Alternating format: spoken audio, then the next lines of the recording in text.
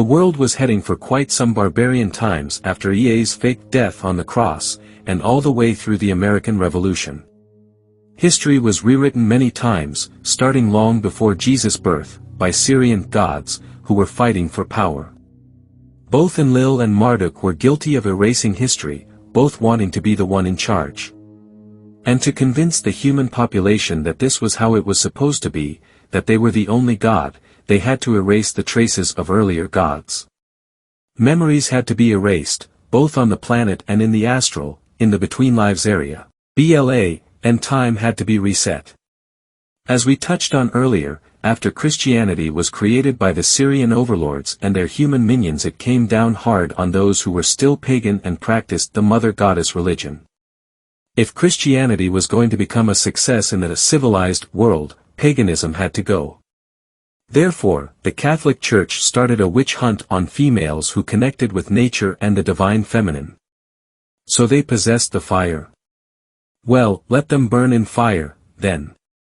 Was the conclusion the papacy came to, while they themselves were dedicated to paganism and the goddess religion behind the scenes. Women of fire were burned in fire at the stake in these very dark ages where next to no spirituality had the chance to survive.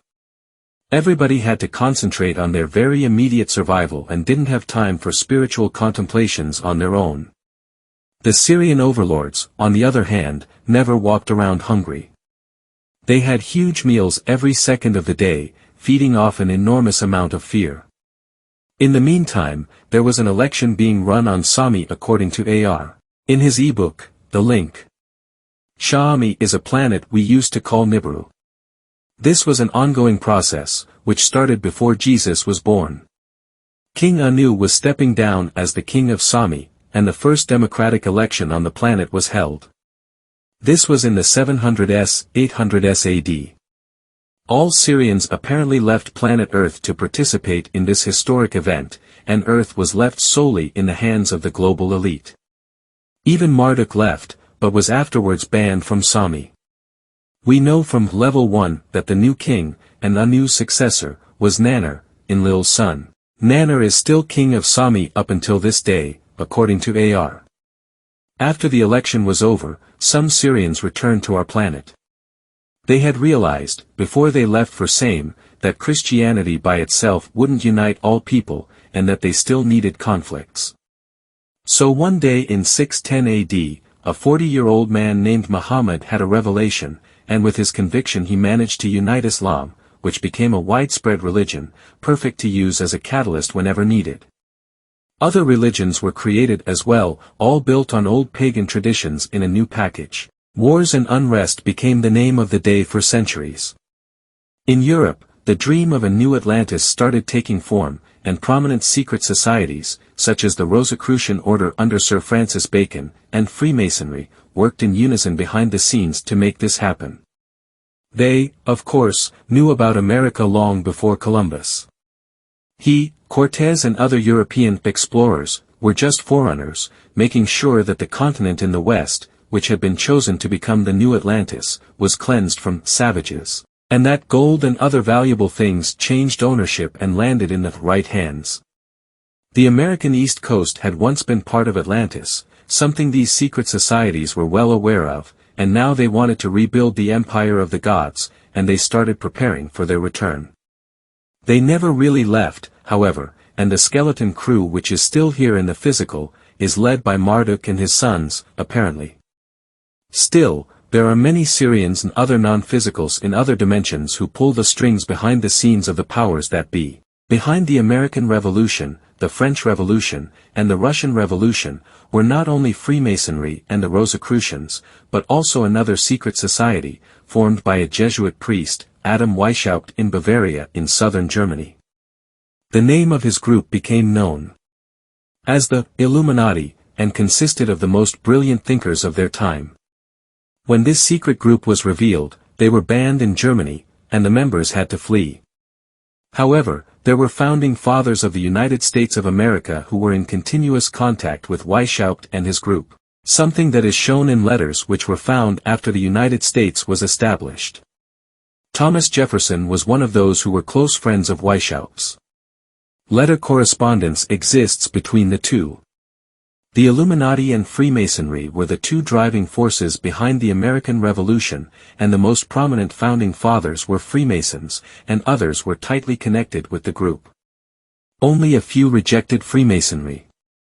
Both these secret societies exist today. The history of the world's secret societies and how the global elite is connected through a worldwide network of those organizations is discussed in enormous detail on my website, Illuminati News, so I will not go into a whole lot about that here, but the official reason why the American Revolution happened in the first place was to break free from the British monarchy, which people thought was oppressive. However, we now know that America has never been free from British influence, and the monarchy is still very much in charge behind the scenes. The United States are not the land of the free. There is no such thing on this planet as a free country.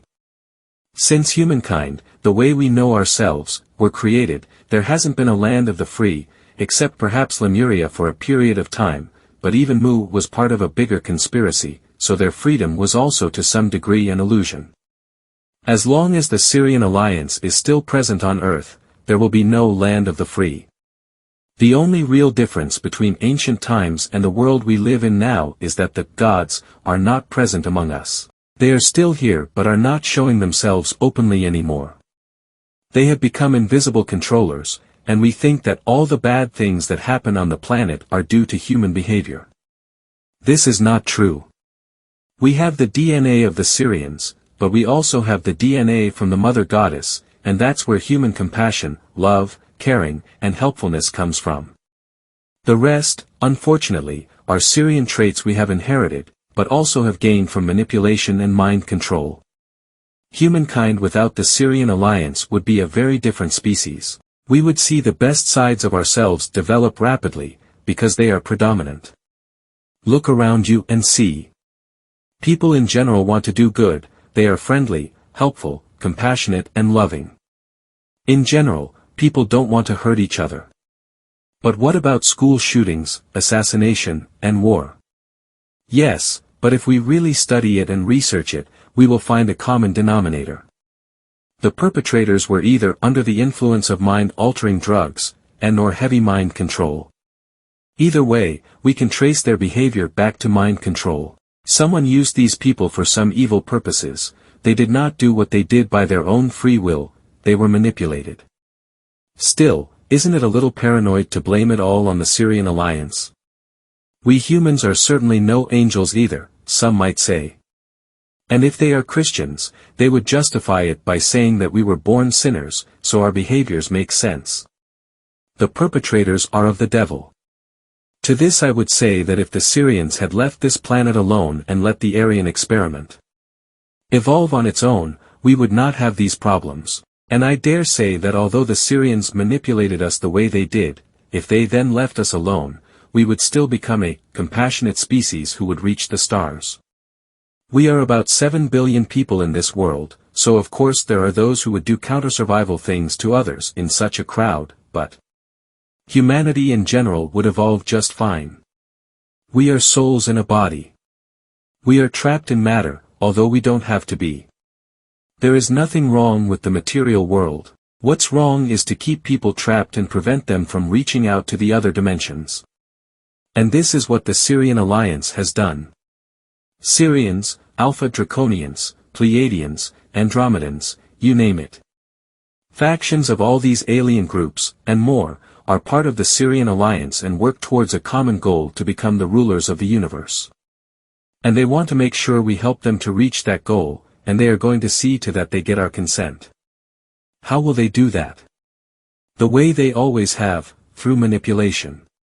We need to claim our sovereignty, and we need to do it now. This is not a farce or something we can read about just to get a thrill. This is about you and I, our future, and the future of our children and grandchildren. We can act and make a difference, or we can remain passive and support the criminals. It's our choice. If we choose the first option, it will lead towards freedom, and if we choose the second, it will lead to our very destruction, both as individuals and as a human species. Ponder what that really means already now. Because in a few papers away we are going into details about the real consequences of the choices we make, how we make them, consciously and unconsciously, and how sloppy thinking needs to go out the window, because it leads to our demise. Clarity of thought, intention, and action is what is going to declare our sovereignty for the first time in history. It's time to reach for the stars. There are friendly beings out there, waiting for us to join them. And they are waiting, impatiently. Some of them in sadness, not knowing if we are going to make it or not. There are those who think we won't. We need to prove them wrong.